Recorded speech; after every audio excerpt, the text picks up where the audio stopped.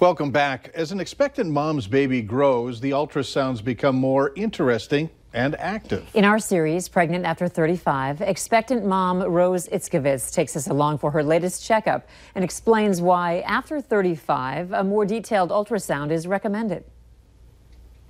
Here we are around the 5-month mark. Following my brief scheduled checkup, I met with Sanford's maternal fetal medicine doctor for a more in-depth ultrasound. We're looking at all the baby's structures in detail to make sure that there's no structural abnormalities with the heart, the brain, all of the different organ systems. This ultrasound lasted an hour and a half. We're also doing something called a genetic ultrasound, which is kind of like doing a physical exam on the baby. And so we're looking at different ultrasound features that may be associated with chromosome abnormalities. Lots of that little heart going in there. Dr. Van Erden says the reason for my long ultrasound comes back to my so-called advanced maternal age. As we get older, you're more likely to have chronic hypertension, diabetes, chronic medical problems, which you don't specifically have. Still, I would say to you that I see a lot of women in 35 or older in their 40s and even in their 50s pregnant and doing well. With regard to risk of fetal abnormalities or chromosome abnormalities, the risk is not just like before 35 you're not at risk and above 35 it just suddenly skyrockets. It's kind of a continuous type of a thing. It's just higher as you get over 35. as for my checkup,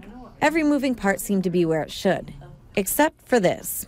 The umbilical cord is inserted sort of towards the edge of the placenta. Dr. Van Erden says it's not that big of a deal so far, but something to keep an eye on as my baby girl grows. Rose Itzkovitz, Valley News Live. And stick with Valley News Live as we continue to follow Rose as she gets closer to her due date. Doing well so far.